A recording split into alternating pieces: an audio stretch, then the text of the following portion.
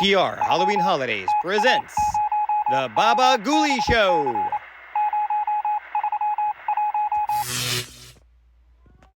With cartoons from Watchwaddle.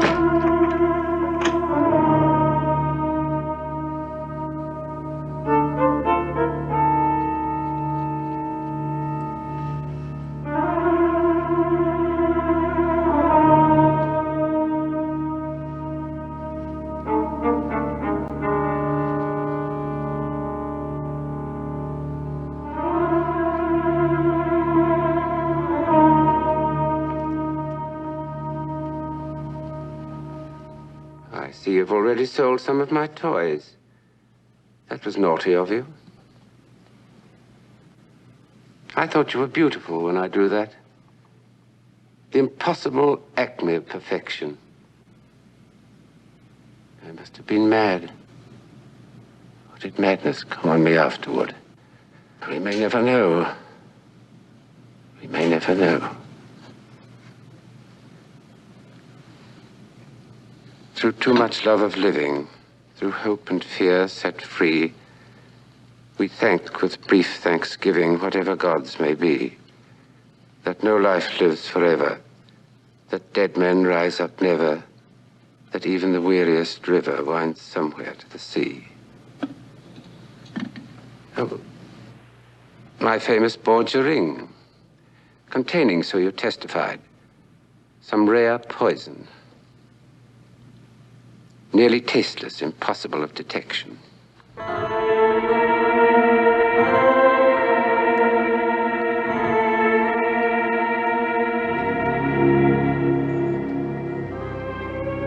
Well, dear wife, shall we drink together in farewell to the past?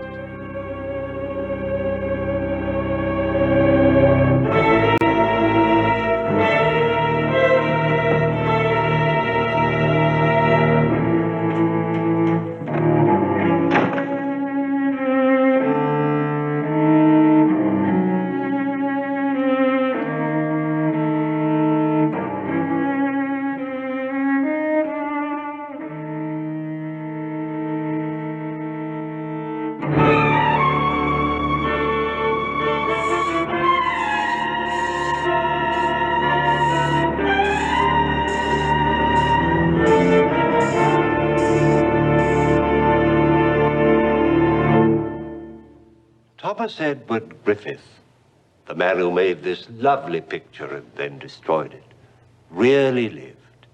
He was a writer, a painter, and a critic. Now, in each of these arts, he displayed talent, but his real genius lay elsewhere. We have the testimony of Charles Lamb, Charles Dickens, Oscar Wilde, and other famous witnesses. But Griffith was the master of the gentle art of murder. A dabbler in the occult and a connoisseur of the exotic, Griffith was far ahead of the medical men of his time in the lethal science of intoxication. In simpler terms, Griffith was a poisoner. That's the name of our play, The Poisoner. And among those threatened by this sinister gentleman played by Mr. Murray Matheson were his wife, played by Miss Sarah Marshall, her mother, played by Miss Brenda Forbes, her sister, played by Miss Jennifer Ray, and his uncle, played by Mr. Maurice Dalrymple.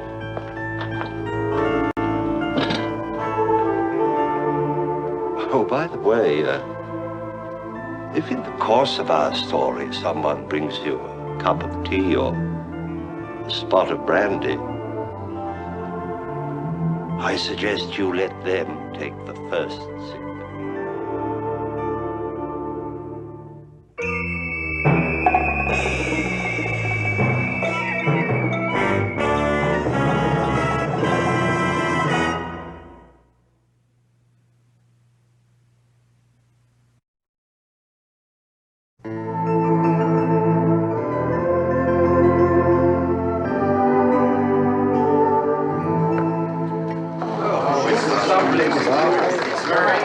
Ladies and gentlemen, may I present my bride?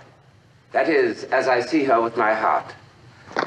Thank you for disagreeing with those who say that Thomas Edward Griffith lacks only one attribute of genius, and that is talent. I agree with them. Perhaps I hadn't until now. I am a very conceited man. Or rather, I have been until today. Now I feel forced to confess that this portrait does not even begin to do justice to its subject. To that matchless pearl of loveliness without flaw, my wife. Our toast to the perfect pair. May their marriage be perfection.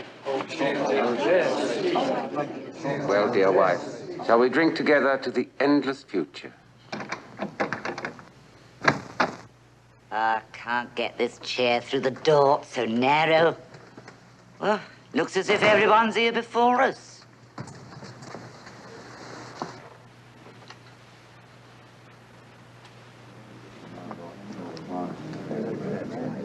Didn't even invite us to the wedding. You ought to be ashamed. So you're the bridegroom. Who are these people? Oh, this is my mother. And this is my sister Helen. Your mother and your sister. I think we should be going. Thank you, Mr. Larrymore.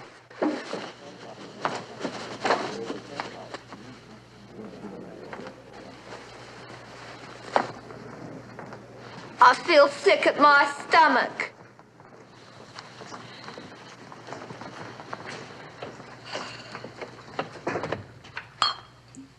I didn't expect them until tomorrow. I didn't expect them at all. I should have told you they were coming. Yes, you should have told me. They have nowhere else to live.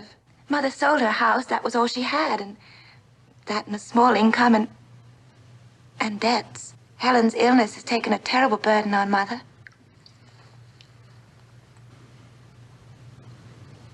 You're not even rich. I never said I was. You only pretended until you caught a husband. Get that animal out of here. It belongs to me. And so do they. Or rather, you belong to them. My perfect bride. Where are you going?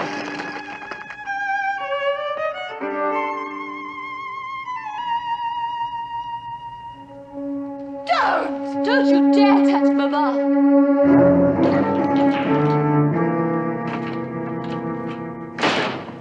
Did you see that? He was going to strike me. His own mother-in-law on his wedding day. What kind of a man did you marry anyhow? I don't know. He's a murderer. Helen! He's a murderer. I saw it in his eyes. Oh, I'm going to faint. Take your sister upstairs and put her to bed. Take Hermione too, so she won't be underfoot. I'll wait for Mr. Thomas Edward Griffith, high and mighty Esquire. What if he doesn't come back? He'll come back. He wouldn't walk out and leave all this. Neither will we. Neither will we.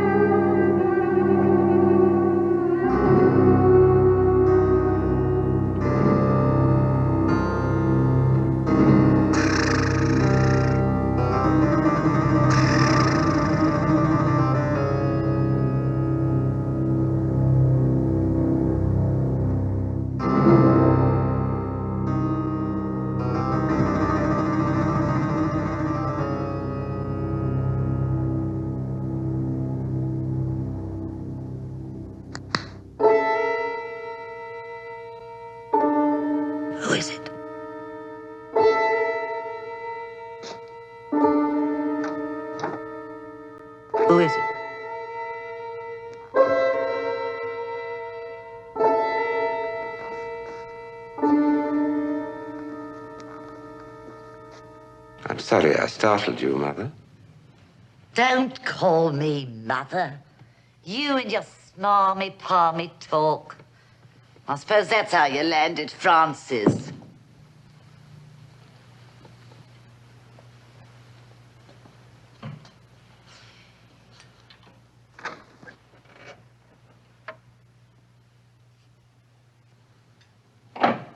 I suppose you think you can get me drunk. Well, you can't. I only want you to feel at home. Mrs. Abercrombie, I feel that I can be honest with you. It isn't every widowed mother who can provide so well for her orphaned daughters. What do you know about that?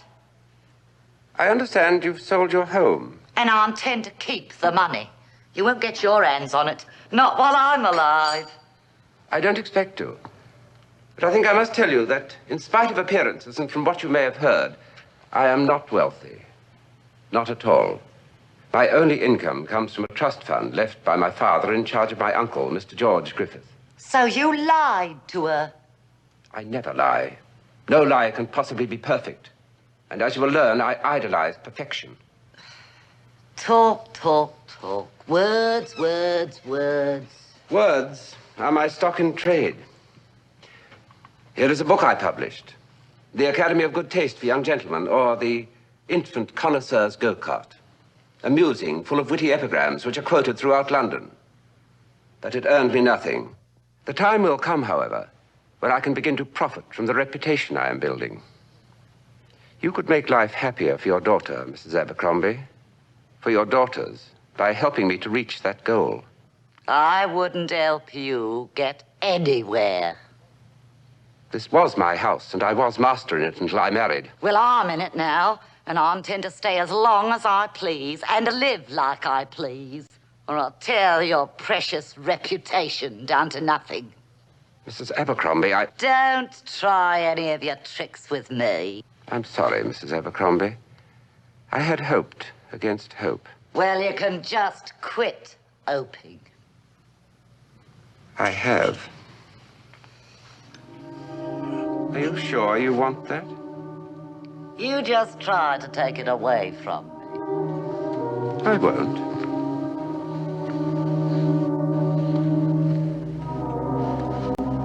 Good night, Mrs. Abercrombie. Good riddance to bad rubbish. Yes, good riddance.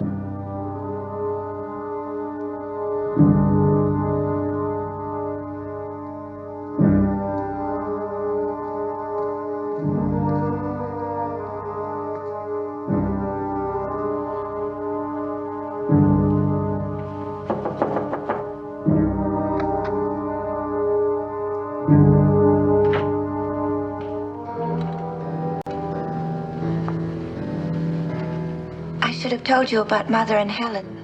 The moving finger writes, and having writ moves on. Nor all your piety nor wit can change or alter one half line of it. Does that mean it's all right? Everything will be all right soon.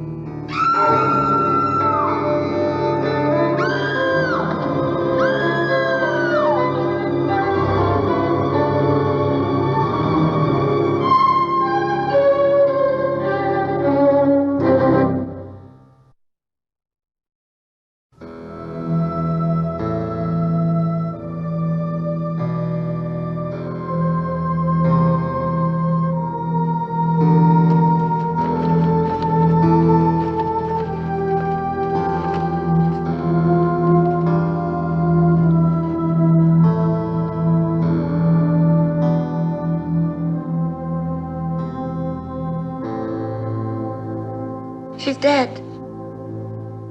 My mother is dead. She was perfectly well. We never know. One moment health, the next oblivion.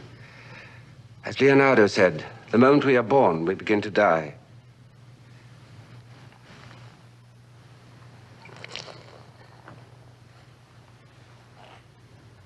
We won't say anything about this to anyone. People would talk. Won't people talk anyway? I'm afraid so. Then they'll forget. As you must forget, my dear. Be thankful she died without suffering. How do you know she didn't suffer? He knows because he killed her. I saw him do it. Murderer! I was with you when she died. He murdered her! He murdered Mama! Oh, heaven be still! Heaven be still! It's a murderer!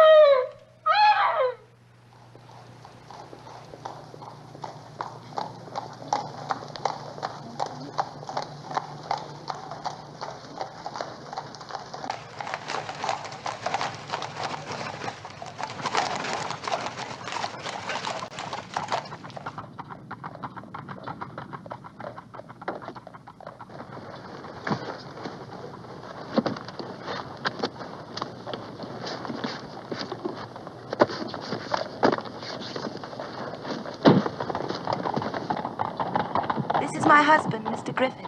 This is Mr. Proctor. He was my mother's attorney. Very kind of you to bring Mrs. Griffith home. I have some business to discuss with you, Mr. Griffith. Well, come in. Come in.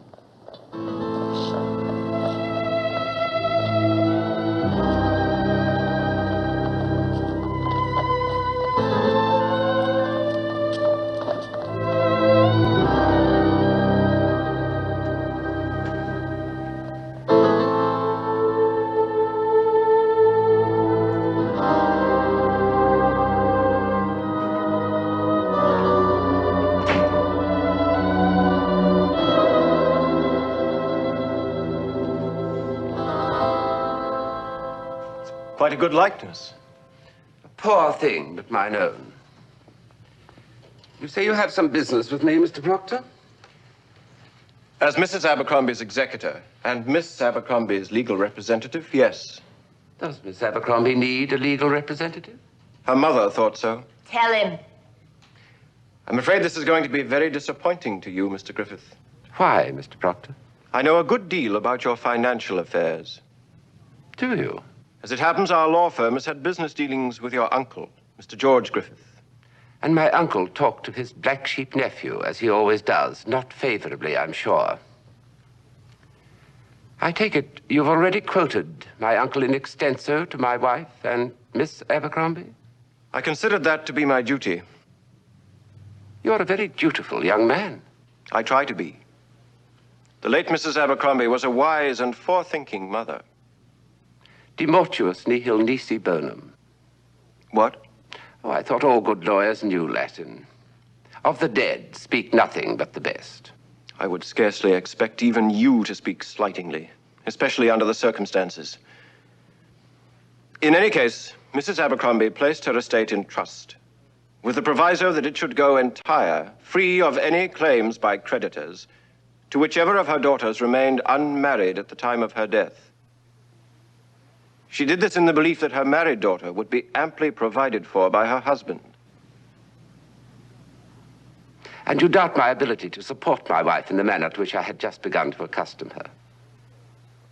I'm only saying, Mr. Griffith, that I shall do everything in my power to see that no claims by your creditors deprive Miss Abercrombie of the estate which now belongs solely to her. Have I made myself clear? You have, indeed. I feel faint.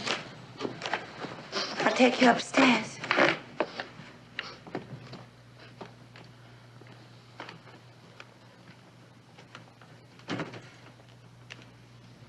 I didn't know. I really didn't know.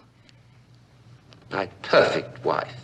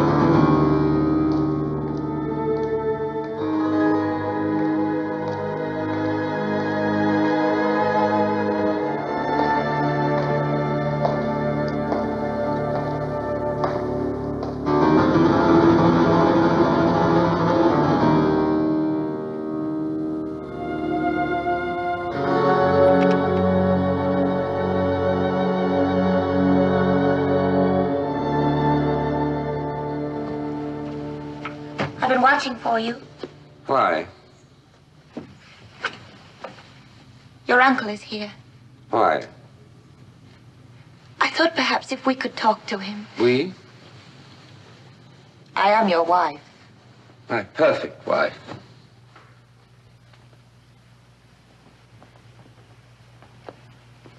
Mr. Stevens, the moneylender, was here about the notes you signed. 3 tradesmen came together. They refused to deliver any more bread, coal, or meat unless you pay something on account. They heard about my mother's death. They thought perhaps you were her heir. That is, that my wife brought me a fortune. Of course, you told them the truth. No. I asked them to be patient. Then I sent your uncle a note. That was kind of you. I asked him to come here to visit us. I had no idea he'd come immediately. My uncle wouldn't miss an opportunity to see me crawl, kneel, plead, employ him to cost me a crumb, feed his fat conceit by begging for what belongs to me. Where is he? I gave him my mother's room. Oh, so the stage is set. Now you expect me to go up to him and whimper, please, so that he can rant and rave, avenging your mother by humiliating me. Does my mother need avenging? Your charming sister thinks so.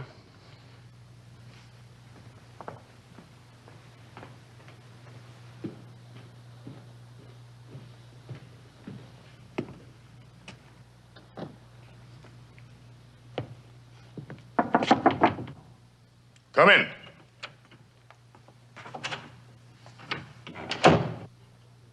So you finally decided to come home, eh? Well, Uncle George, I didn't expect to find you here as my guest. What did you expect? Creditors on your doorstep, bailiffs in your drawing room? As you know, that would be nothing new. However, the present situation is quite different from the past. You mean it's worse? Why did she marry you? She thought I was rich. I thought she was rich. We were both mistaken. So you added another pretty piece to your collection that you can't afford to pay for. Uncle George, you hold £5,200 that actually belongs to me. You have only to sign a piece of paper, and there'll be no more creditors howling at my doorstep.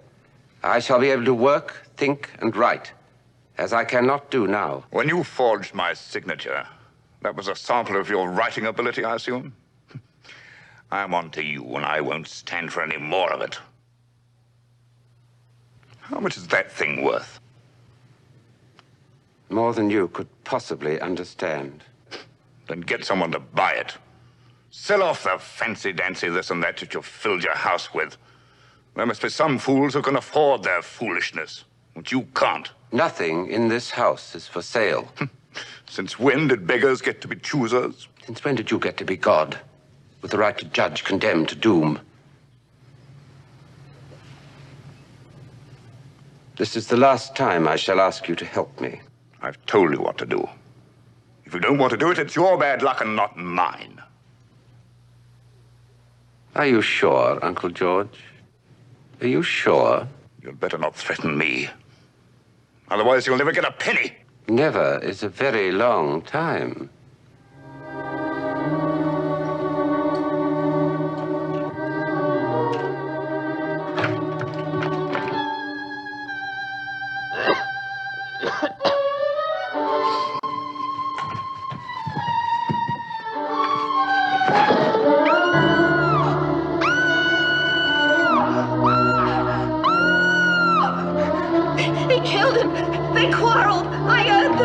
Killed his uncle the way he killed Mama. Murderer! Murderer! Murderer!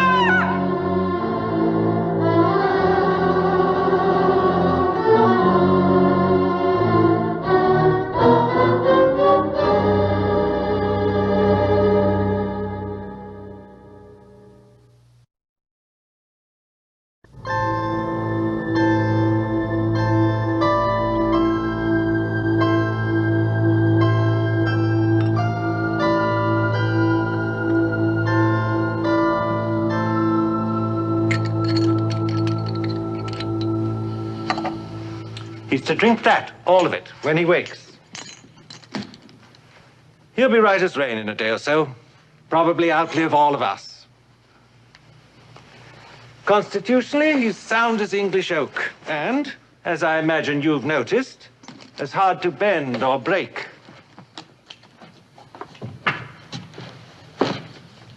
He's going to die, isn't he? Isn't he? No, dear. There's a little trouble with his heart. I'm sorry to disappoint you, Helen. Good night, Doctor. Thank you. Quite all right, Mrs. Griffith. Happy to be of service. I'll show you out, Doctor. Make sure your uncle takes his medicine. Better add a few drops of bread to disguise the taste. Anything you say, Doctor. He's the one that's disappointed. Did you see him? He tried to murder his uncle. I know he did. I don't care what that doctor said. He tried to murder his uncle.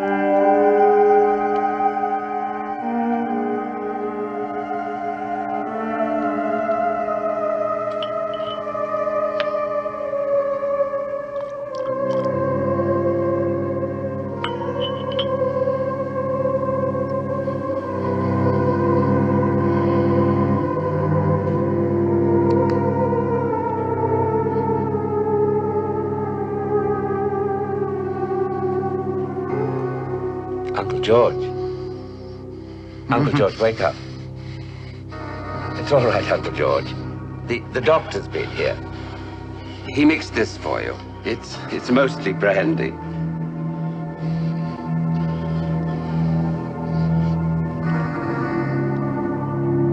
You ought to drink all of it.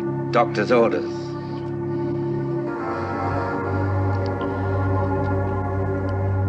More, Uncle George.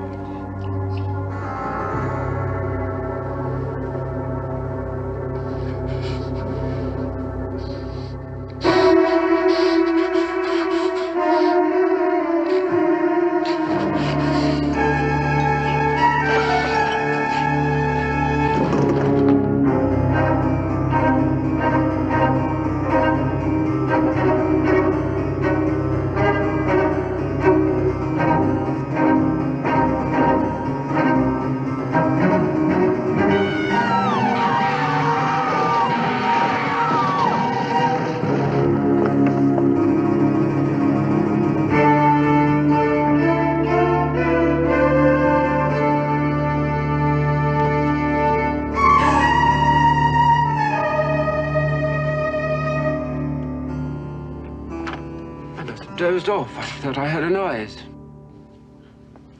Wait!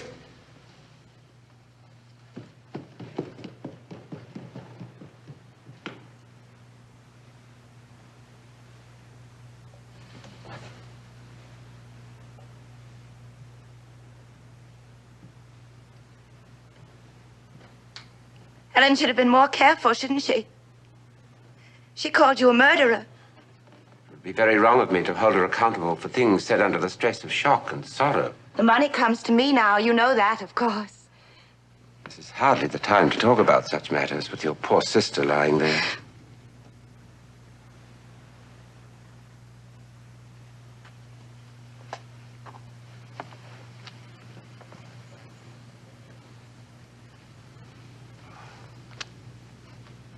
I believe you heard the doctor tell me to add brandy to his medicine to disguise its taste. Yes, I heard. Uncle George must have waked just now while I was dozing and smelled the brandy. He loved brandy. Strange. In the same night, in almost the same moment, my uncle and your sister. But first, my mother. She loved brandy, too. You hated her. You hated Helen. You hated your uncle. Hate is a small and ugly word for a smaller and uglier emotion. You even hated my cat. A few drops of spilled brandy lapped up from the floor wouldn't kill a cat. Any more than brandy killed my mother. Or him. There was more than brandy in that glass, wasn't there? And more than medicine, wasn't there? Wasn't there? Murderer. You poisoner!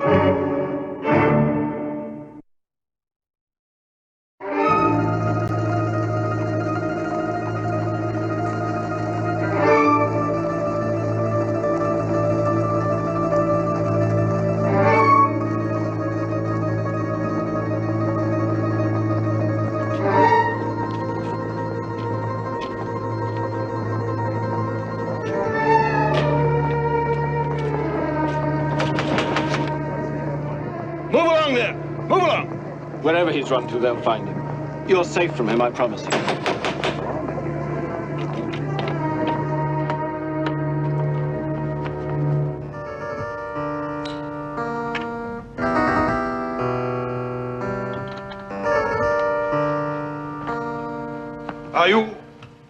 Are you Mr. Griffith?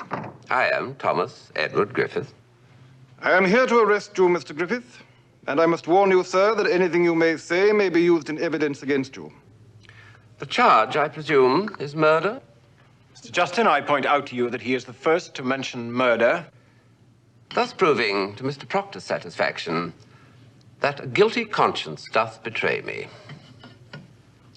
Your name is Mustin? Justin. Oh. Of the Bowbells Flying Squadron. Well, you hardly flew coming here. In fact, you kept me waiting. I sent my dear wife to fetch you hours ago. That's not true. Now, why do you suppose did I do that? She is no longer answerable to you. I believe she is still my wife, and that under English law, a wife cannot take the witness stand against her husband. There's also the fact, Mr. Proctor, that choice of an advisor and protector for my wife rests entirely with me. And I'm afraid you're not exactly the Galahad sans peur et sans reproche I choose to guard my loving, loyal wife.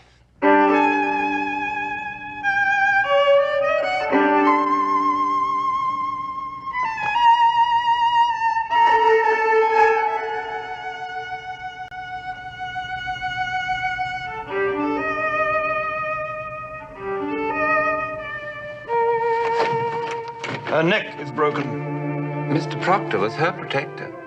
You can see why I lack faith in him. Come along, sir.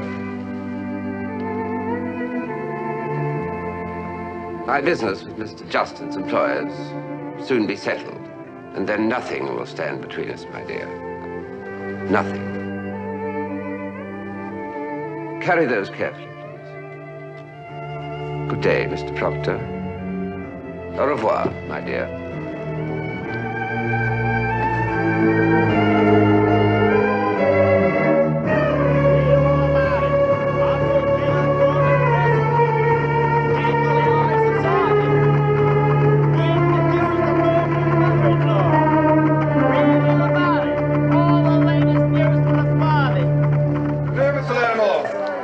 Mr. Griffith needn't be locked up in the midst of all this.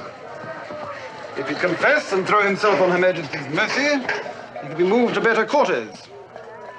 And from there to execution, Doc? And what else can a murderer expect? He's in there.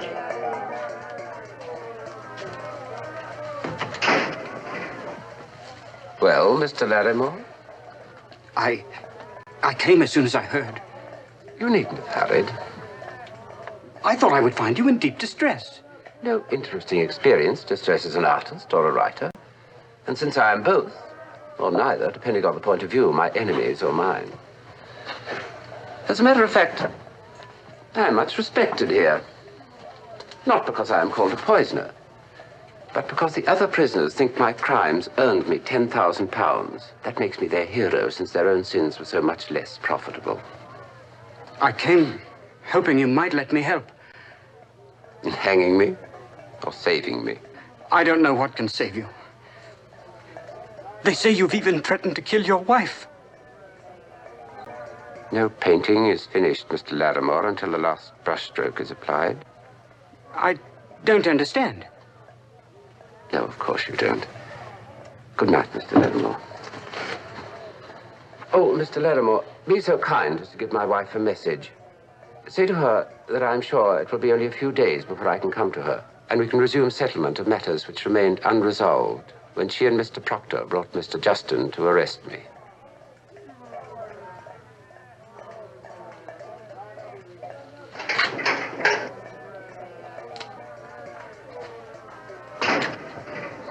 I'm still laughing, Mr. Justin. This man is a murderer. He doesn't even trouble to deny his own guilt. He rests his defense on mockery and on a crooked game of confusion and obfuscation and on a claim of reasonable doubt. What doubt can there be? When an innocent man is accused, he reacts with anger and indignation. You, Mr. Griffith, manifest only contempt and cynicism. Your attitude alone convicts you. I beg your pardon, Sir John. My lord, may I speak? You may speak. The prosecutor demands your ruling that I must stand trial for my life. But it seems to me, although perhaps I'm a little prejudiced, that he destroys his own case by his summary of it. I have been told the corpses of my departed uncle and my wife's lamented mother have been exhumed, examined for some trace of deadly poison. Yet the prosecutor offers no testimony that these autopsies were rewarded. As far as he can prove, both my generous Uncle George and our beloved Mother Abercrombie died of natural causes. Is that not true? So Sir John must content himself with the claim that I possess some deadly, unknown drug. Oh, really now? Do you believe a jury will credit me with such satanic mastery of the fine art of murder? I submit. The record shows me as arch-defender of the true and the beautiful. These gentlemen describe me as arch-poisoner, but they cannot name the poison. And they pile suspicion on suspicion, but they cannot produce plain facts. My lord! Deny it, Sir John. As sworn servant of Her Majesty and upholder of the laws of England, deny there is reasonable doubt. That is for the jury to decide. But do you dare to face a jury with ramshackle, paste and scissors, circumstantial evidence, that and nothing more? My lord, I submit that...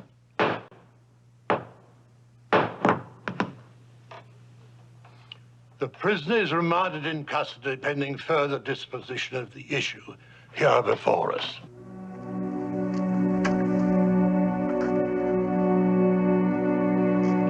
Come along now, Mr. Griffith.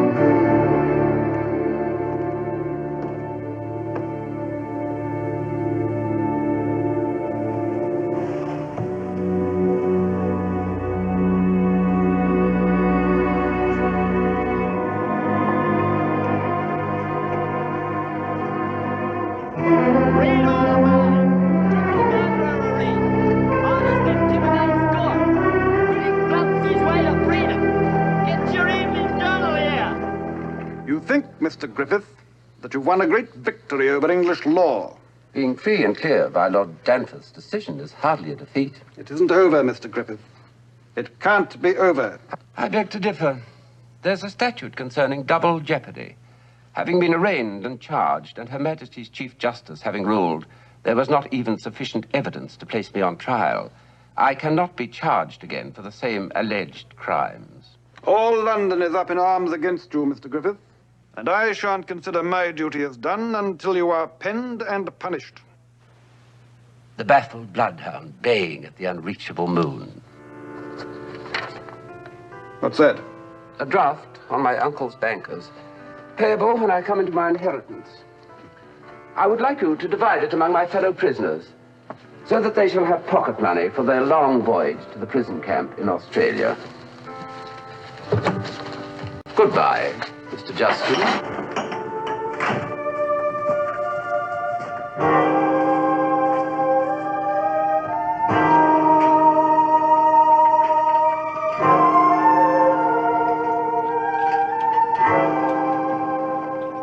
Mr. Griffith! Well, Mr. Larrimore, I didn't expect to see you again.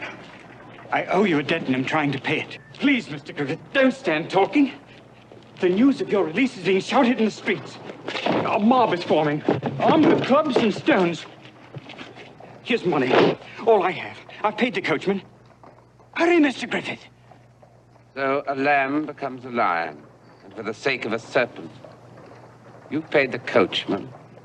You've paid me 1,000 times over for favors that cost me no more than a few well-chosen words. But still, I must disappoint you, Mr. Larrimore. I cannot run off and hide. I have a rendezvous to keep. I beg you, Mr. Griffith, do not go to your wife. Did she send you here to plead her cause? I'm thinking only of you. You were on a pedestal. Now you've fallen, as Lucifer fell. But still, something might be saved. I beg you, Mr. Griffith. The mob is coming. They'll stone you, Mr. Griffith. They'll hang you if they can. Go before it's too late.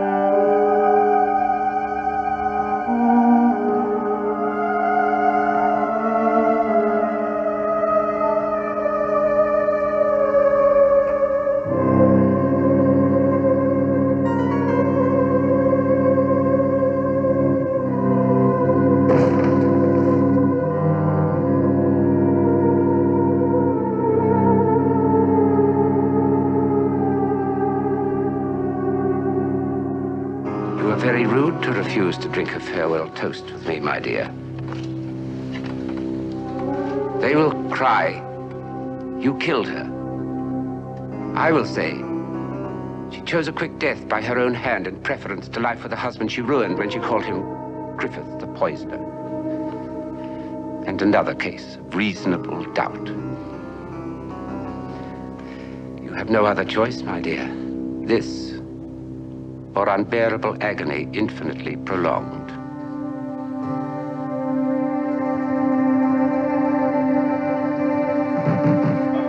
I'm here! I'm here in the bedroom! In here, please, quickly!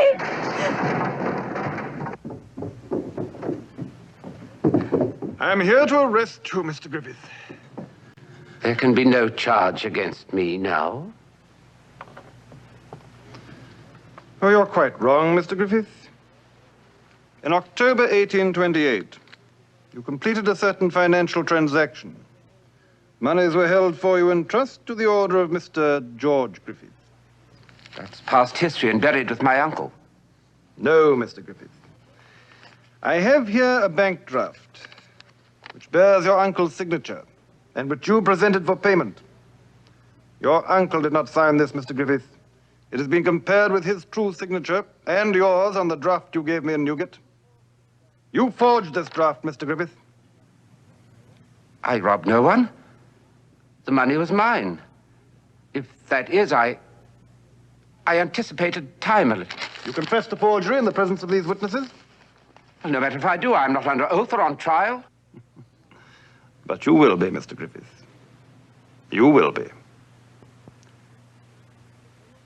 And the penalty for uttering false paper under the law at which Mr. Griffith has laughed until this moment is transportation to Australia as a prisoner at hard labor in the penal colonies for life, with no possibility of parole. Of course, it's not the same thing as hanging at execution dock for murder, but for such a perfectionist as Mr. Griffith, it may be worse. It may be worse.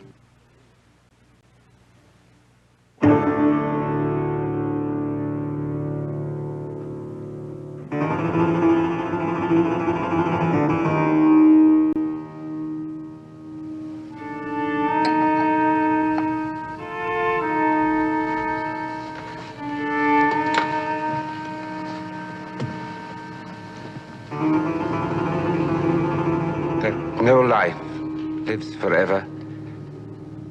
Dead men rise up, never. That even the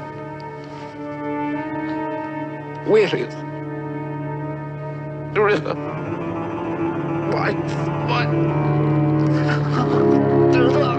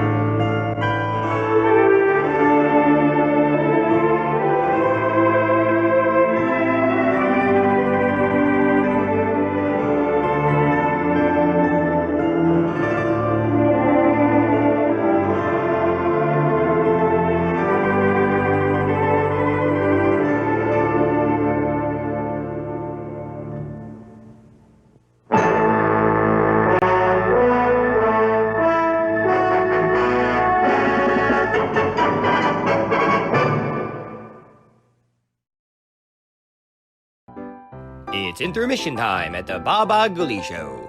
Time to refresh yourself and visit our snack bar. Got a yen for some hot popcorn? How's about your favorite soft drinks, which are sparkling cold? And there's all kinds of candy to tempt you.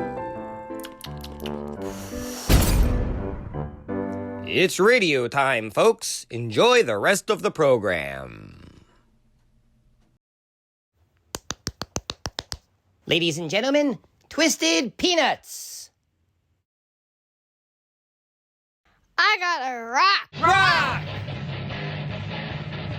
I got a rock. Rock! I got a rock. Rock!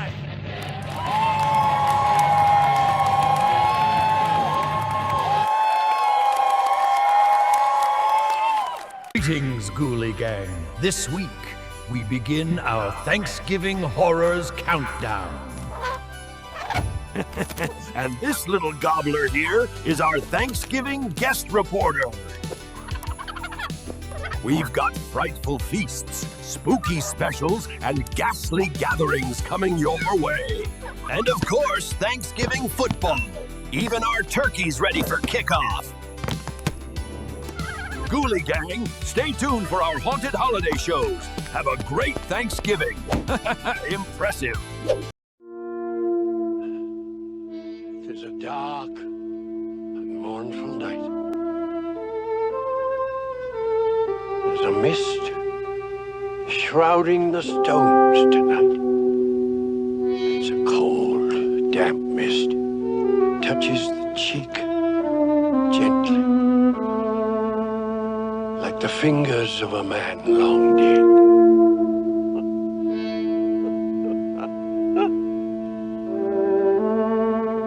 All the beasts of the forest are mine, and all the cattle on 1,000 hills. When the harvest comes, people will stand by in silence, and the children will go hungry, so there will be no grain. Who's there? Who is it? Who's there?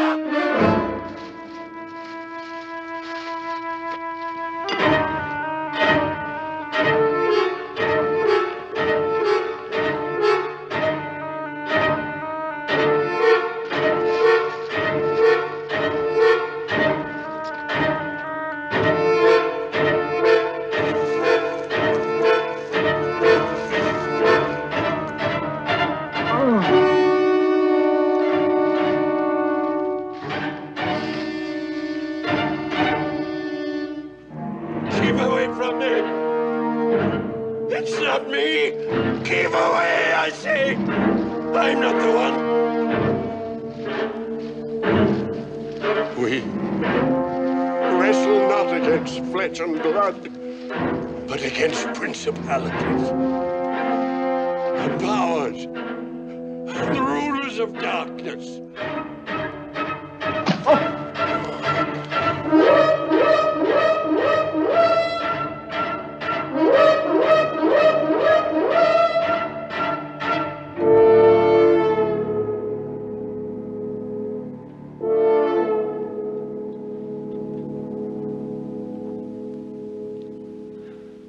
Do you believe in witchcraft?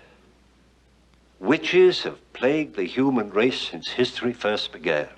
Although nowadays, in America at least, they become nothing more than an illusion with which to tease the childish imagination at Halloween. But not so in the old world. In Italy, for example, witchcraft is still called the old religion. And in England, even today, the legal definition of a witch stands on the statute books: the person who hath conference with the devil. And in a place like Dark Woods, for example, deep in the mountains of the Welsh borders, where the village cowers in the shadows of the Druid stones, an ancient sacrificial circle put there, who knows when, for these simple villagers, time has not moved very fast. The old habits and fears die hard. Our story tonight deals with their attempts to exorcise a witch. Our leading players are Mr. Kenneth Hay, Miss Audrey Dalton, Mr. Alan Caillou, Mr. Alan Napier, and Miss Doris Lloyd. Join us now, won't you, as we try to beat the devil at his own game.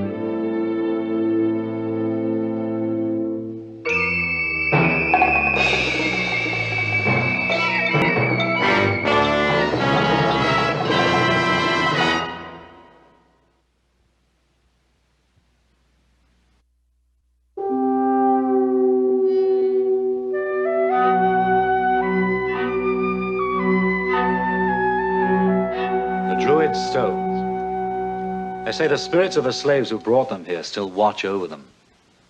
Frightening, Harry. Frightening? You're not supposed to be frightened on your honeymoon. Some honeymoon. You wait till you see them by daylight, Mrs. Roberts. By daylight, you'll be investigating a gruesome murder, and I'll be left alone in a gruesome inn. Alone? Why do you think I brought you here? I was beginning to wonder. Now, Mr. Roberts, behave yourself. That's a ridiculous suggestion. There's a time and a place for everything. Well, this is the time. But, well, this is definitely not the place. I don't see why not. Oh, Harry, really? All right. Come on, let's go to the car and we'll get over to your gruesome inn. But I'll bring you back in the morning and show you where the Druids used to burn their victims. Ritual sacrifices on St. Valentine's Day to propitiate the harvest gods. Darling, you say the nicest things. How good it is to be appreciated. I really do love you, you know. Even if you were dumb enough to marry a policeman.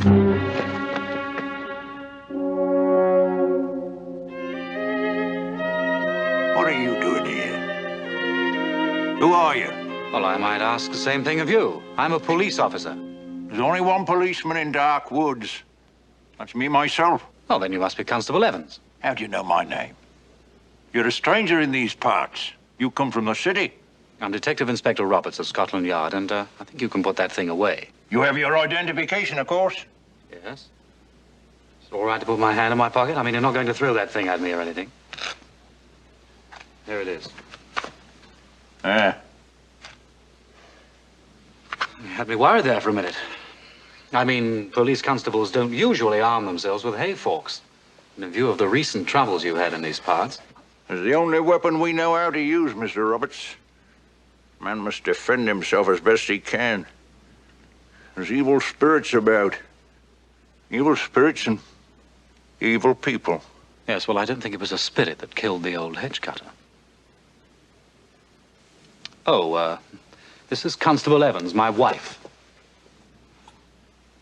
Sad place for a lady to come to, Mrs. Roberts. Especially a young and pretty lady like yourself. But I expect you'll be wanting to see the Chief Constable. He lives down over there. I'll take you to him. My car's at the bottom of the hill. Is it far? Aye. Just beyond the village. There, Mr. Roberts. That's where the body was lying when we found it. Somebody pushed a hay fork, just like this one, through his chest. And they carved a cross on his throat with the point of his own billock. It's the ritual killing, Mrs. Roberts. Did you know that? The ritual killing of a witch. Yes, I know all about that. Now, let's get over to the car, shall we? 3 days ago, Mr. Roberts. February the 14th. St. Valentine's Day. Wouldn't it be better if we discussed all this in the morning?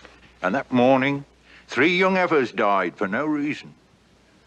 And they do say that the grass will wither when the summer comes, and there'll be no fodder unless... Where'd you say the car was, Mr. Roberts? Down there. Unless what, Evans? Unless all the witches is killed. They say there's plenty of them hereabouts. Darling, this is a policeman? Oh, maybe we'll get more sense out of the Chief Constable.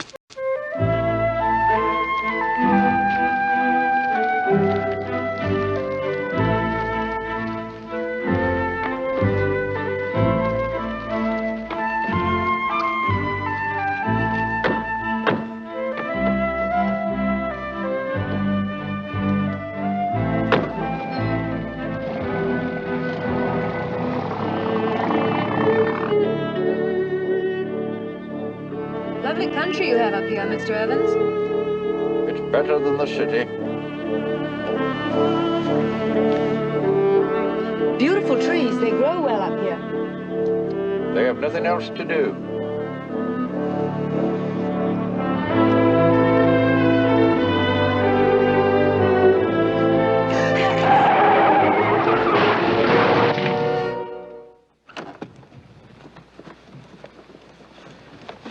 Darling, you hit it. Hit it? Hit what? I didn't hit anything. Didn't you see it? The dog. What dog?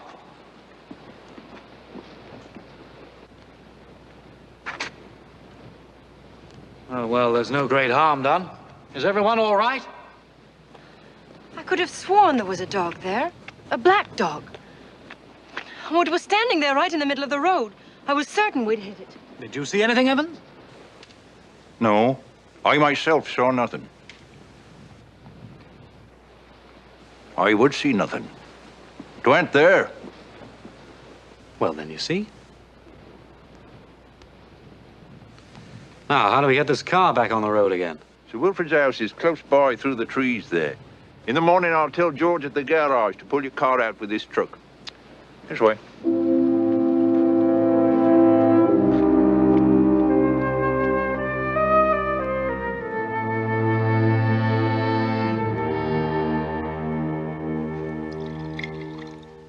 An accident, you said. Nothing serious, I hope. No, we just ran into the ditch. My wife thought she saw a dog in the middle of the road.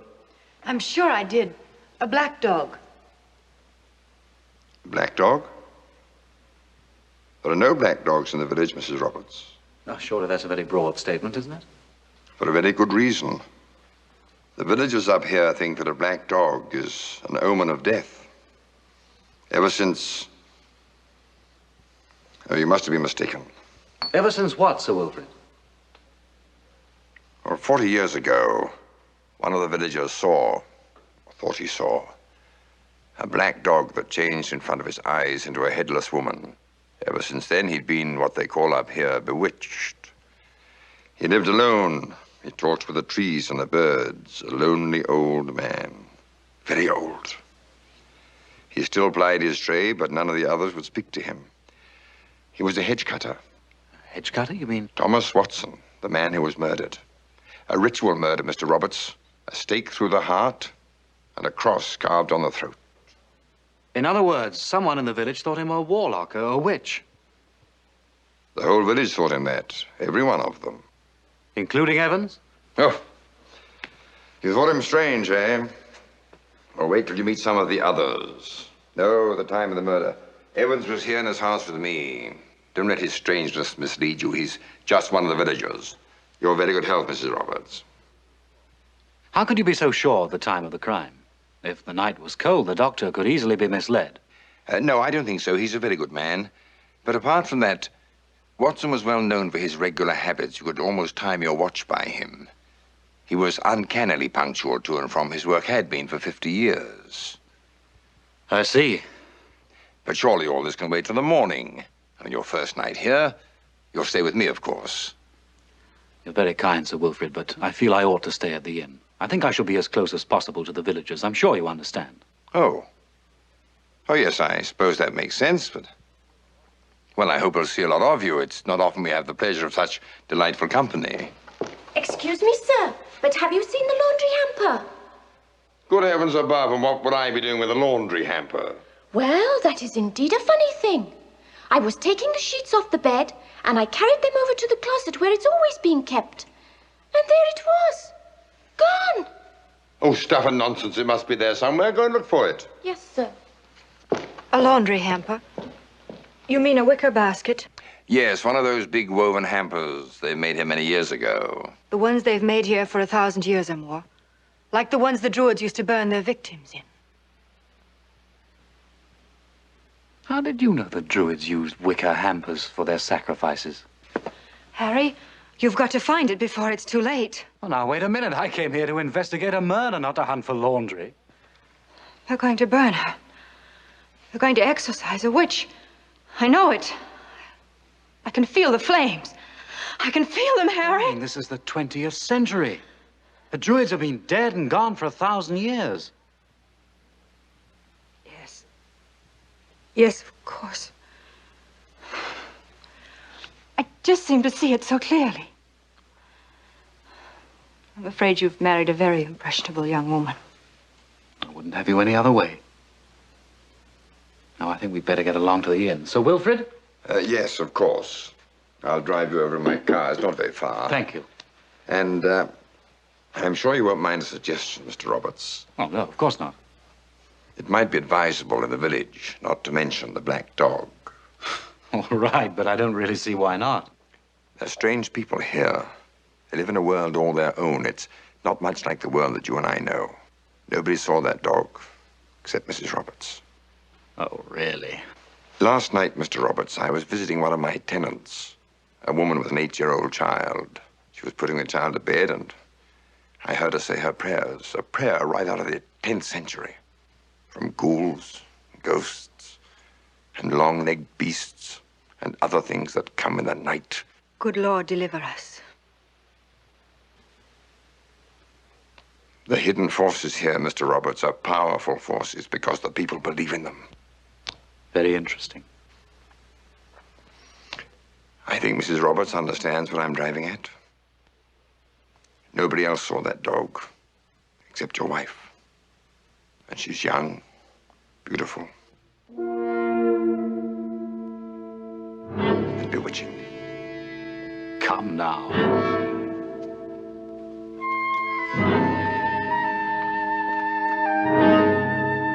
Harry, look.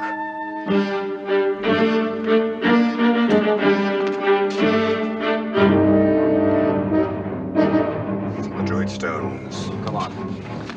Now, you better stay here. Darling, I must go with you. I must. All right, then come on, let's go.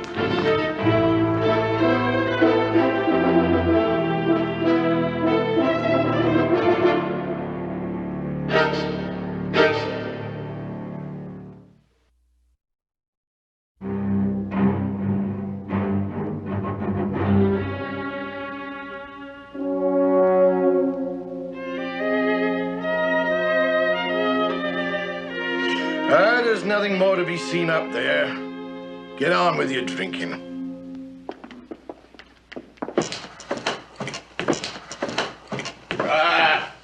There'll be others afore our troubles are ended.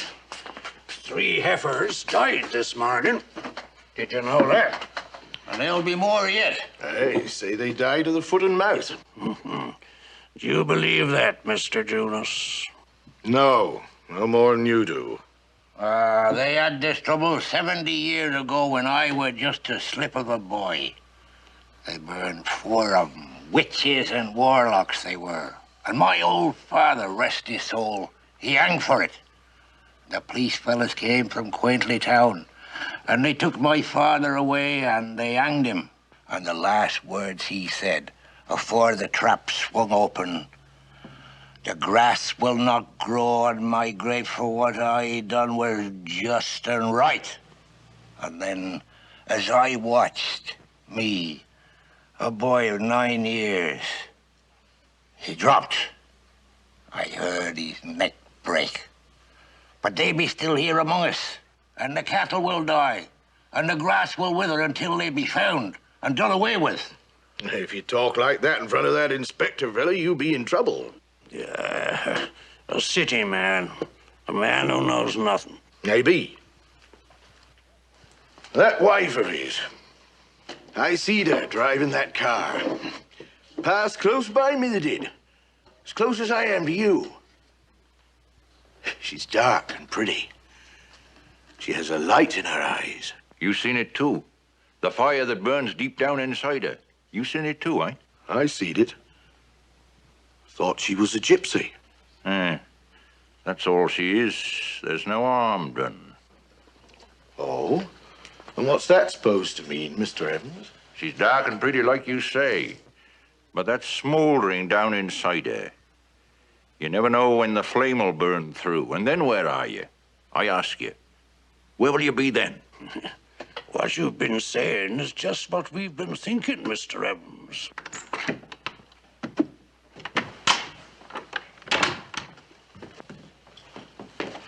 I haven't said it. I said nothing. But there's one thing I do know. And it's something I don't like. Oh? What's that? She's seen the black dog. Perhaps I shouldn't have told you that. But I'm afeard more trouble's coming to Dark Woods. She saw it. You sure? I'm sure, all right. And tonight, up there on the stones, another one is burned to death, and the fear of it is on us all. It's the fear that keeps us all alive, Mr. Jonas. If we had the courage to face these evils, who knows what would become of us. And so we hide like children, afraid of the darkness that is the night. You're a fool, Mr. Jonas. A fool. Where are you going? To me home, to my bed. Where else on such a night?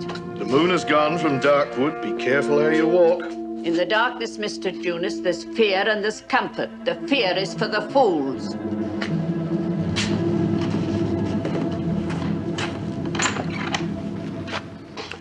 fools because we're afraid, because we know that no one can help us. We bring the police down from London. What good will that do? I ask you, what good? And he'll have questions to ask, that city man. And no one will answer him. No one. I do not know who killed Watson or that other one up there, and I don't want to know. And for this, my father hanged. Me no more than 9 years old. So this is where the police force is. How long have you been a policeman, Evans? Nearly 20 years, Mr. Roberts. Isn't that long enough to teach you to reach the scene of a crime as fast as you can? But I've lived in dark woods nearly 50. And that's long enough to teach me that there's nothing I can do up on the stones. Who was it, Sir Wilfrid? Agnes Wilson. Aye, she be one of them. One of what? One of them witches. Look, this is the 20th century. Witches don't exist anymore. We're looking for the flesh and blood murderer of an old woman who never did anyone any harm. Oh, how do you know that, Mr. Roberts? I don't know it. Then what are you trying to do up here with your city ways, upsetting folks? You'll find no murderer here, Mr. Roberts. All you'll find... Someone who burns witches. A right and proper thing to do. My old father did it. And me, only a boy. 9 years old I was. And they buried him in the graveyard at the end of the valley there. If you want, you can easily find his grave. It'd be the only one where the grass don't grow. Aye, that's true. You cannot fight the powers that fight the powers of darkness, because the people will not help you. You'll find that, Mr. Roberts. No? Well, we'll see about that later. Now, let's have a drink, Sir Wilfrid. No, let me do this. Mrs. Roberts. Half a mild and bitter, please. Bitter, please, and I think Evans had better join us. Good. Well, that's 2 pints of bitter, a half, and a half, and I'll have the usual. Evans.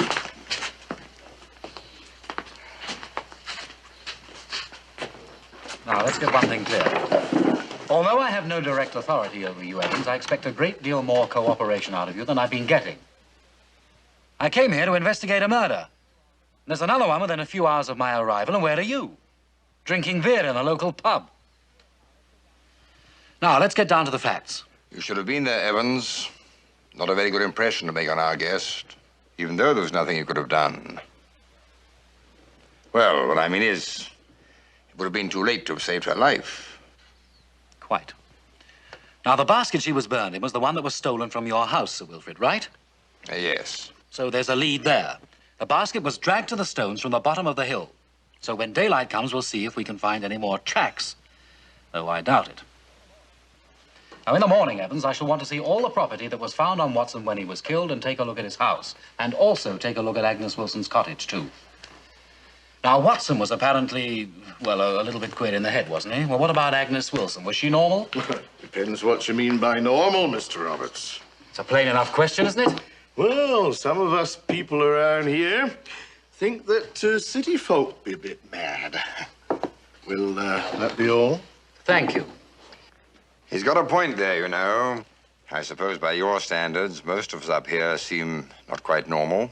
Sanity is a strictly relative term, don't you think? What I mean is, did she talk to herself when she was alone? Evans. I don't know. Well, you knew her, didn't you? Yes. But I was never with her when she was alone. There must be a patron saint for policemen somewhere up there. Darling, your beer's getting flat. Of course, there'll be no fingerprints on the hayfork that killed Watson. I expect a dozen people will have handled it by now. Up here, Mr. Roberts, we don't hold with modern fal-de-lals like fingerprints. Don't try and surprise me, Evans. I'm past surprising. Have you ever caught a criminal up here? We never had a criminal.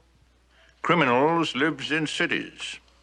You forgot about my father, Mr. Evans. They hanged him.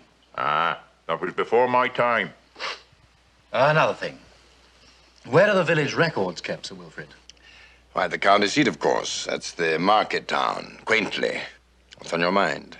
Well, if I remember rightly, they've always had this sort of trouble up here. There was a case in 1890. That was my father. And there was a famous trial here many years ago in which 4 women were accused of being witches and publicly burned legally. Oh, I also want to look at some family histories, and I want to look at records of insanity.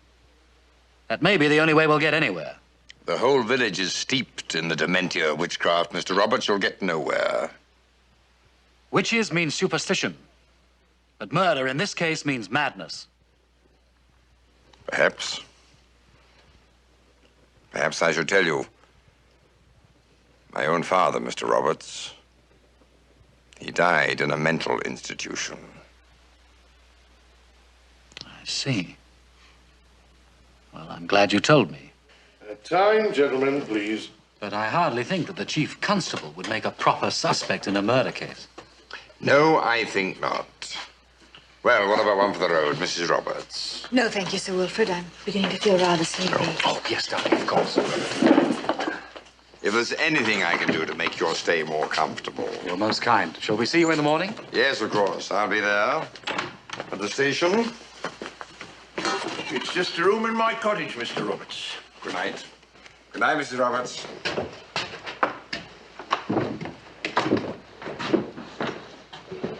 Darling, do come on. All right. Don't be so impatient.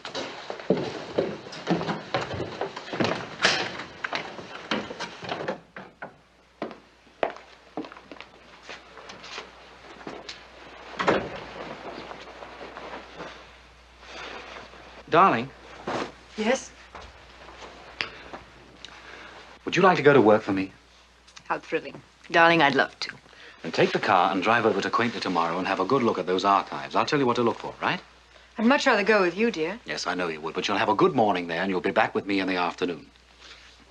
And it'll justify your being here if the Yard ever gets to hear about it. You mean you're going to put me on the payroll? How nice. I'll pay you in kind.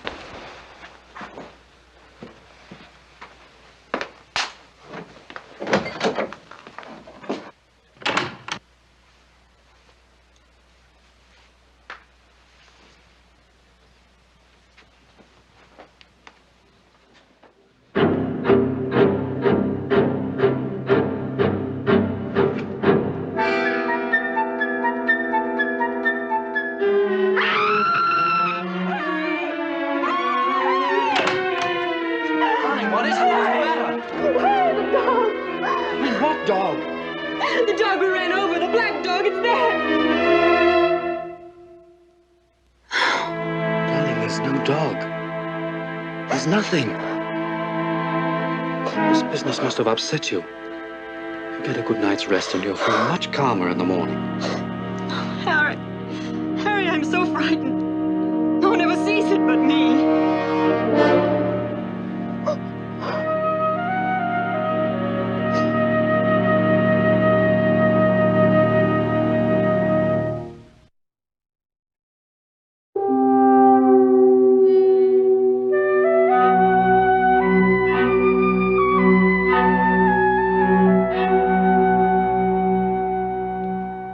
Fearsome weapon. Just an ordinary billock. You trim hedges with this? It needs a quick twist of the wrist. Has to be sharp as a razor. It's quite an art. And nothing more than an ordinary hay fork. And this was all that he had on him. What's this thing for? Now, that's a hand warmer. You put a few pieces of live coal in there. Really? What on earth for? For warming the hands, to be sure. Gets very cold up here in the small hours. Watson used to leave his house at 5 o'clock every morning. Oh, yes. Uncannily punctual was the phrase you used, I think. And so there's something missing, isn't there? You mean his watch? Yes, he did have one. An old-fashioned railway timepiece. We rather thought the murderer must have taken it, although it was just a 10-shilling watch, no value. A thieving witch killer? I don't believe it. Either he was killed by a maniac or by a thief. And a thief would have stolen this money, too. And were there? This is gentleman from London town I told you about. This is my old mother, Mr. Roberts. She's very old. But she makes the best cup of tea in the west of England. Who is that pretty young wife of yours, Mr. Roberts? She's gone over to Quaintley. No, I don't think it's a thief we're looking for. And if the fates are kind to us, there's just a chance that it may have dropped from his pocket. We would have seen it. Exactly. Unless the murderer picked it up and tossed it into the bushes. In which case you got a fingerprint? You'll never find it. If it's there, we'll find it. Now, there's an army barracks over in Quaintley. Do you know the commanding officer? Yes, I know him well. Then be a good chap and ring him up and ask him to lend us some of his engineers. They can cover the area with mine detectors. Well, that's a splendid idea. Well, I'm sure he'll be glad to cooperate. He plays chess with me sometimes. He's a very nice fellow. Just let me call my wife first. She's at the town hall there. Oh, yes, of course.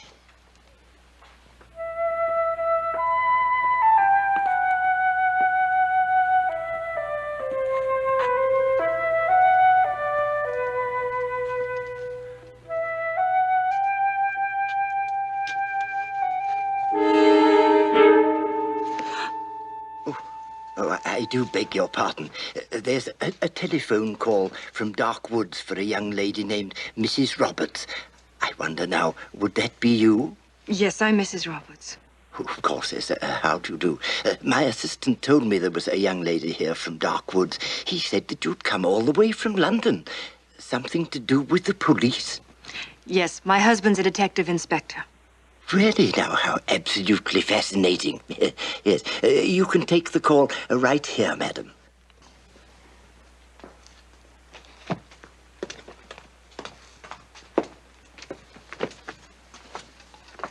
Yes? Yes, darling. Yes, all the local history. Most interesting. Yes. Yes. All right, darling. Bye-bye.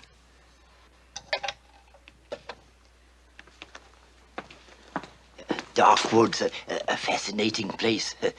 You've seen the ruins, the Druid's stones? Oh, yes, yes. Very interesting. They're more than 2,000 years old, aren't they? Oh, no, my dear girl. No, they're quite modern. They were put there by King Ethelred when he was trying to drive out the Danish invaders in 872. They're less than 1,100 years old. Did you know that Sir Wilfrid's house was mentioned in the Doomsday Book? Yes. William the Conqueror used it. You've met Sir Wilfrid? Oh, yes, of course. He's a very charming man. You should have met his father, Sir Edgar. Quite a ladies' man, Sir Edgar. I knew him well. Didn't he die? Yes, a sad thing. He had a great love affair which lasted several years. Most unusual for him, I assure you. He wanted to marry her, but the title, and she was a village girl, you know, it wouldn't have done at all, would it? No, I suppose not. She was so beautiful, and still is, really, although, of course, she's very old. She married a man called Evans, a gardener. You mean the policeman's mother? Yes. Oh, you've seen her? Yes, it was a great love affair. It was that finally drove Sir Edgar to his grave. I wonder, could I see the register of births for, 40 or 50 years ago? Why, of course you can, my dear. The records are all open to the public. That would be, let's see now, should we say, 1900 onwards? Yes, that would be. Yes, I think we can find that for you.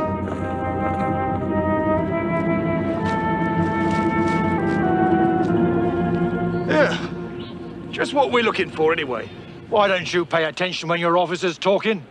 We're looking for a ruddy watch. Blimey, fella loses their watch, they turn the army out to find it. I thought we had democracy. Now, come on, you two, get on with it. Open orders are the order. Now, spread out. Yes, your flipping lordship.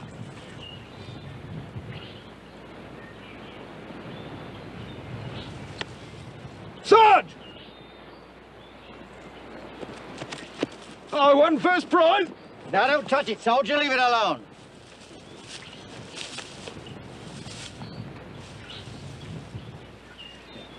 Right. Nothing but an ordinary mole spike. What's a mole spike? To catch moles with, to be sure. What do they want to catch moles for? I don't know. I suppose they eat them. How about that, huh? Mole stew. What horrible thought. Now, come on, you two, get on with it. This ain't a blasted picnic, you know. Ah, there she is now. I wonder what kept her so long. I suppose the car broke down.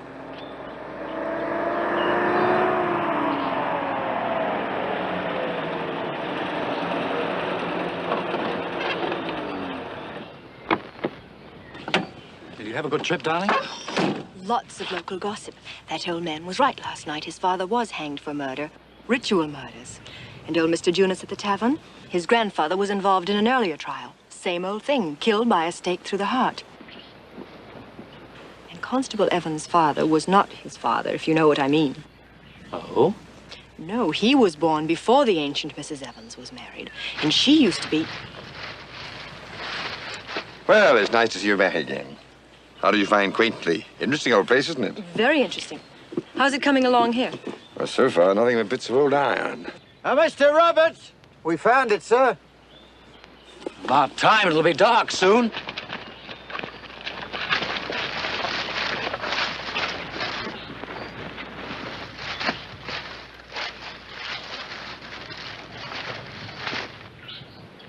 Temptation to dust this thing myself is very strong. There must be prints all over it. Well, surely you can't see them with the naked eye. Don't you have to powder it or something first? A man of my great experience. But I think I'll send it to the yard and let them do it for me. They'll be able to sort out the new prints from the old. What time does the parcel post leave? Well, you missed it today. The next mail is at 7 in the morning. Oh, well, I think I'd better get this to the post office. I take it it'll be safe there overnight. Oh, yes, surely. But you better hurry. It'll be closing soon. Oh, then, if you'll excuse us, we'll get along there right away. We'll see you later at the inn. Good.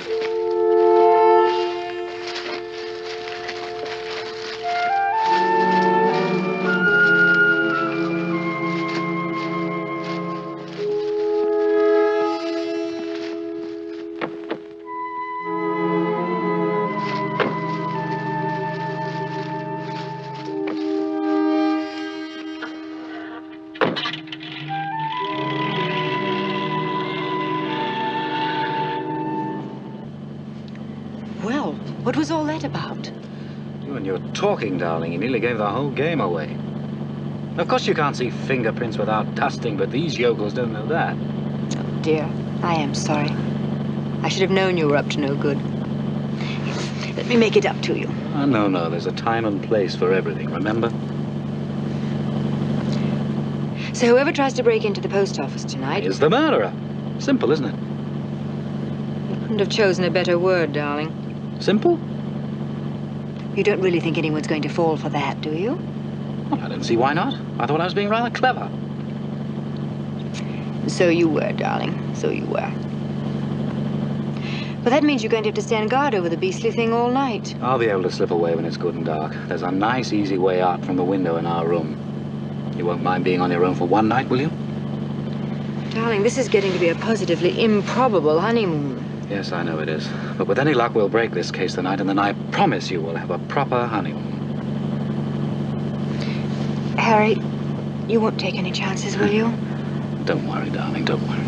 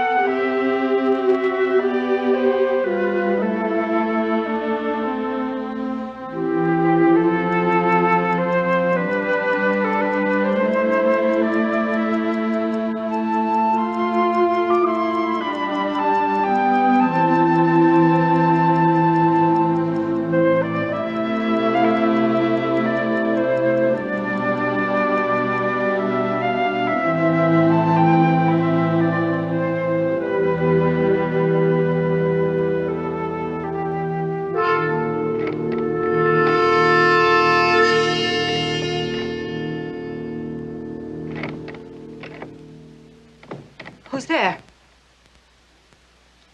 Who is it?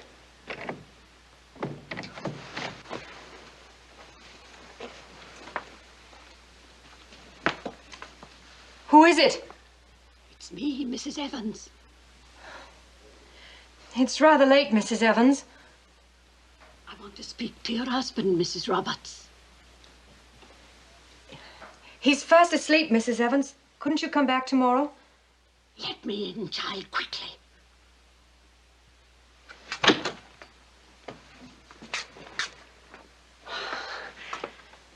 Just as I thought.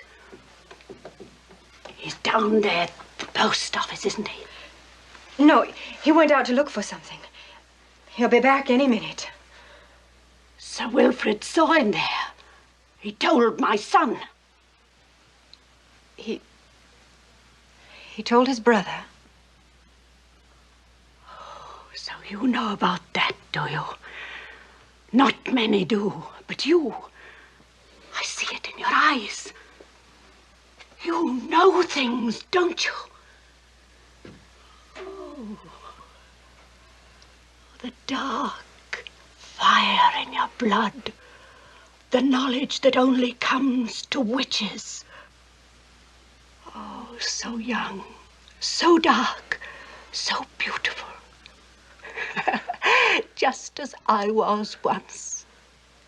When we set the village aflame with our love so many years ago. You killed them, didn't you? Yes.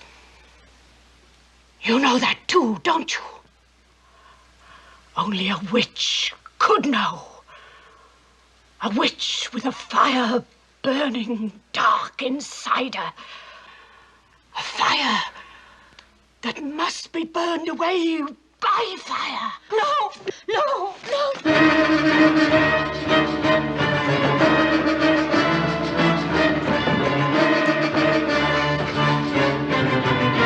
Take her to the burning place.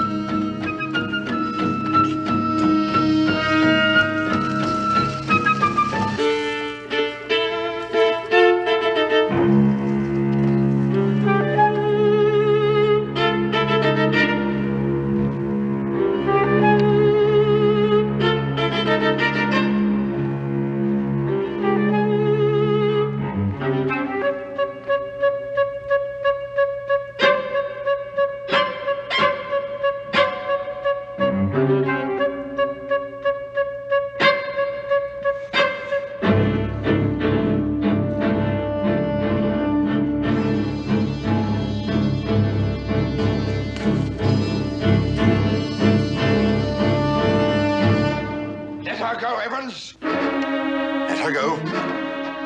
Let her go? Is that what you want me to do? They die, but others come in their place. And you told me to let her go. No, she must be burned with a stake through her heart, just like Agnes Wilson. Father Evans, tell him to let her go.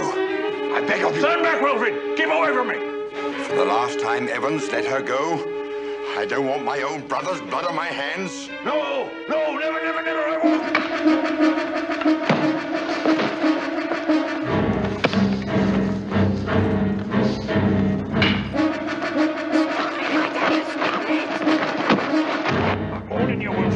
Sir Wilfrid. Let her go, Evans. No.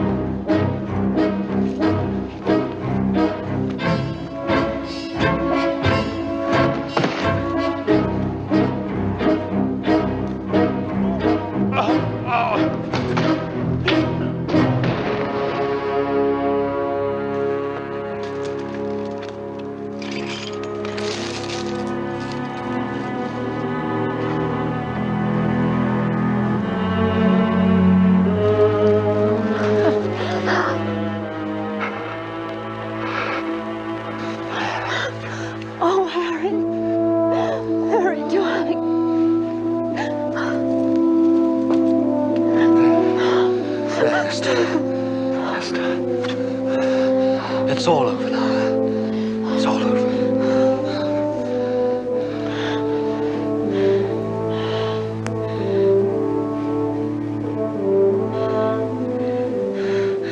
For us, it's all over.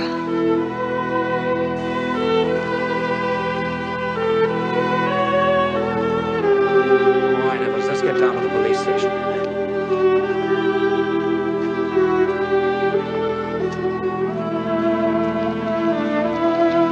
All right, darling? All right now. Then let's go, shall we? We must get some men to bring in Sir Wilfrid. Yes, let's leave this horrible place. I never want to see it again.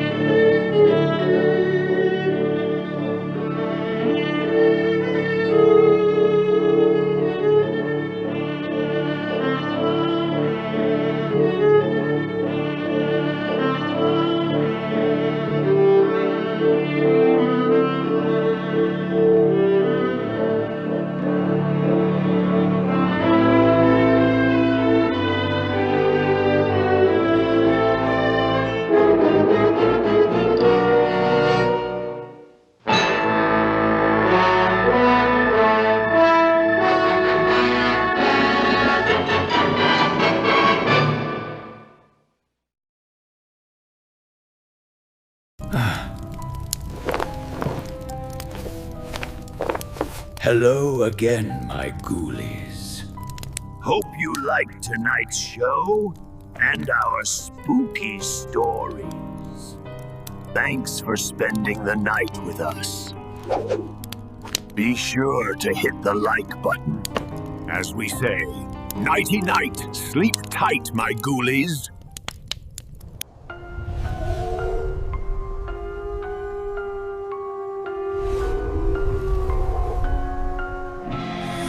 Hush now, ghoulies, don't you cry. The moon is grinning in the midnight sky.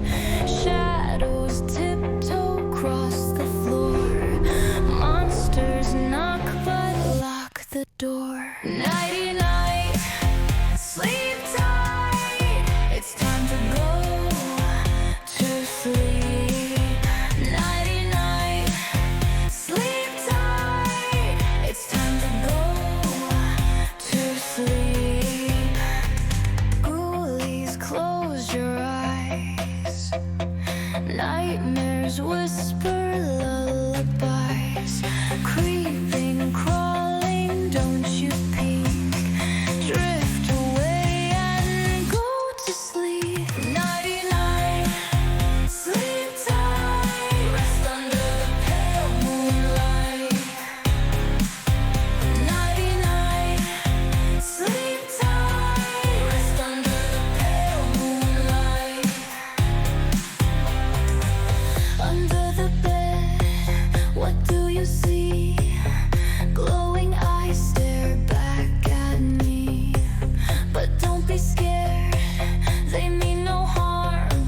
Just spooky friends with ghostly charm. Yo, Night Robin, Gareth and Jack, Donald and Goodman got your back. The zombies creep, but they don't bite. They're just walking in the pale moonlight. Werewolves howling, mummies chill. What's their deal? Even vampires keep it still. Skeletons tapping on the beat so tight. Jack-o'-lanterns flicker in the dead of night. Bats take flight, witches zoom, rocking you to sleep with a boom, boom, boom. Nighty night.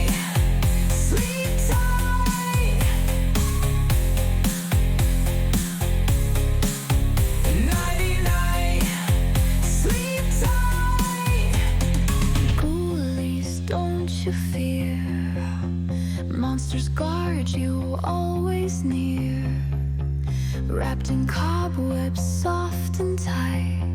Nighty night, sleep tight.